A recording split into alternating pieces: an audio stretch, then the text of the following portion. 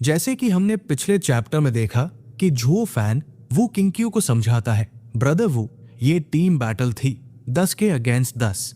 ये लिन और मेरी लड़ाई सिर्फ पर्सनल लड़ाई थी और बाकी हमारे डिसाइपल्स लड़ ही नहीं सकते थे।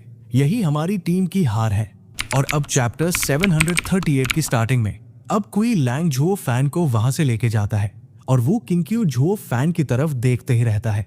तभी जज वू किंग्क्यू से कहता है, अच्छा, क्योंकि तुम दोनों को इसकी परवाह नहीं है और झुओ फैन के शब्दों से ये साफ होता है कि ये टीम लड़ाई कैसे एंड हुई, तो मैं रिजल्ट डिक्लेयर करता हूँ।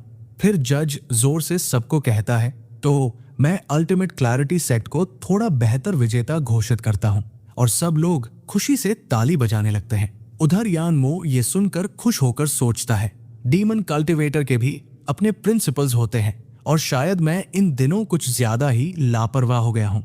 और वो हंसने लगता है। दूसरी तरफ झुओ फैन के इस डिसीजन से डायना किंगचेंग से कहती है, सिस्टर किंगचेंग, उसने अभी अभी सबसे टॉप पोजीशन का ग्लोरी छोड़ दिया।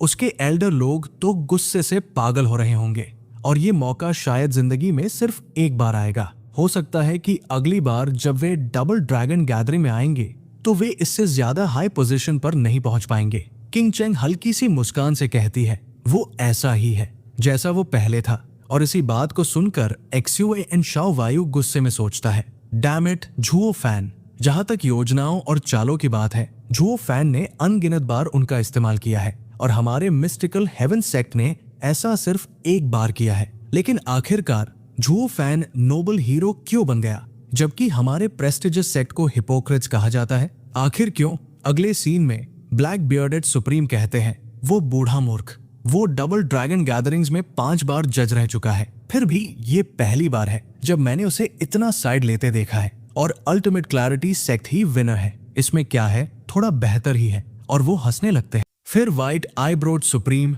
ब्लैक बियर्डेड सुप्रीम को देखकर कहता है, उसका मतलब ये था कि ये जीत झुओ फैन की थी, लेकिन चूंकि ये टीम बैटल है और अल्टीमेट क्लैरिटी सेक्ट के पास झुओ फैन की करंट स्टेट से थोड़ा बेहतर 9 और मेंबर्स है, इसी वजह से वे जीते। और वो साफ तौर पर तुम्हारे इस डिमोनिक डिसाइपल को थोड़ा नाम दिला रहा है। वो बूढ़ा आदमी तुम्हारी ही साइड ले रहा है और मैंने तो अभी तक कुछ कहा भी नहीं, फिर भी शिकायत तुम कर रहे हो। तुम्हें तो सौदे में फायदा मिला है और फिर भी मासूम बनने का नाटक कर रहे हो। फिर ब्लैक बियर्डेड सुप्रीम कहता है, अरे तुम्हारा क्या मतलब है कि वो मेरी साइड ले रहा है? जब झुओ फैन डबल ड्रैगन मैनर में आएगा तो क्या हम दोनों बूढ़े मिलकर उसे नहीं सिखाएंगे? और तुम भी उसके आधे मास्टर तो बन ही जाओगे। व्हाइट आईब्रोड सुप्रीम मुंह घुमाकर चिढ़ाते हुए बोलता है, वो डिमोनिक कल्टिवेटर है, बिल्कुल तुम्हारी पसंद का। मेरी टीचिंग्स तो उसके लिए बस मदद भर हो सकती है और जो सच में मुझसे सीख सकता है वो सिर्फ ये लिन है। वो हार गया, लेकिन मेरी देखरेख में वो ऊंची उड़ान भरेगा। फिर व्हाइट आईब्रोड सुप्रीम पीछे मुड़कर हंसकर कहता है, और हाँ, हमारा समझौता याद रखना old man. Black bearded supreme बोलता है, हाँ बेशक, दोनों के बीच फिर से लड़ाई होगी,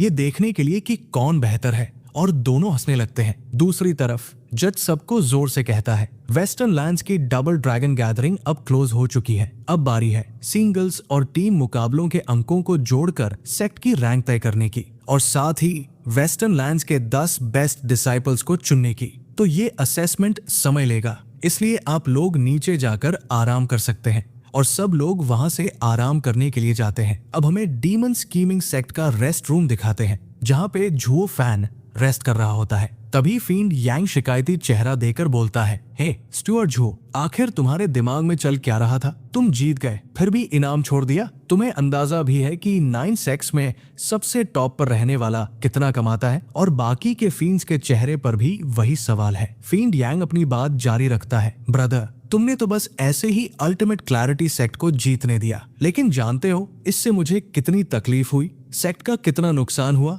इस जीत से हम लोअर 3 सेक्ट से मिडिल 3 सेक्ट तक और फिर सुपीरियर 3 सेक्ट तक पहुंच सकते थे। और पर तभी झुओ फैन फील्ड यांग की बात काटता है और फिर सीधे हेवन पहुंच जाते। पर क्या तुम तैयार हो? झुओ फैन की इस हरकत और बात को सुनकर फील्ड यांग चौंक जाता है। फिर झुओ फैन कहता है, सबसे ऊंचा पेड़ ही सबसे पहले हवा की मार झेलता है। डीमन स्कीमिंग सेक्ट तो बस एक छोटा सा लोअर सेक्ट था और अचानक सबसे ऊपर पहुंच गया। क्या तुम्हें नहीं लगता कि ये बेहद खतरनाक है? और जैसे इंसान को सेल्फ अवेयरनेस होना चाहिए, वैसे ही सेक्स को भी होना चाहिए। जिस स्टेटस को संभालने की पावर न हो वो स्टेटस उन्हें तोड़ देता है। झुओ फैन हल्की सी आवाज में आगे कहता है, डबल ड्रैगन गैदरिंग के इंटरेस्ट को देखते हुए मैं नहीं चाहता कि हमारी रैंक यहाँ बहुत जल्दी बहुत ऊपर पहुंच जाए। वेल्थ भी बोझ बन सकती है। डीमन स्कीमिंग सेक्ट अभी बहुत कमजोर है और इस दबाव को झेल नहीं पाएगा, उल्टा आसानी से निशाना बन जाएगा। ये सुनने के बाद फींड गुई कहता है, झुओ फैन सही कह रहा है, हम अभी टॉप सेक्ट नहीं हो सकते, नहीं तो ये बहुत खतरनाक होगा।